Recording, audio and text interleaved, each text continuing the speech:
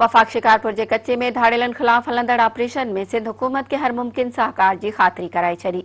वफाकी घर वजीर शेख रशीद चयो आहे त रेंजर्स हाजिर आहे। सिंध सरकार जॾहिं बि चाहे ऑपरेशन लाइ रेंजर्स जो ख़िदमतूं वठी सघे थी। कराची में पहुतल वफाकी घर वजीर शेख रशीद वजीर आला हाउस में वॾे वजीर मुराद अली शाह सां मुलाक़ात कई, जंहिं दौरान अमन अमान जी सूरत हाल ऐं शिकारपुर के कच्चे में हलंदड़ ऑपरेशन बाबत ख़यालनि जी ॾे वठ कई वई। मुलाकात दौरान वफाकी घरू वजीर कच्चे में धाड़ेलन खिलाफ ऑपरेशन लाइ हर किस्म की मदद की आछ कई। वॾे वजीर वफाकी घरू वजीर खां जदीद हथियारन सूदो ॿियो सामान घुरी वरितो।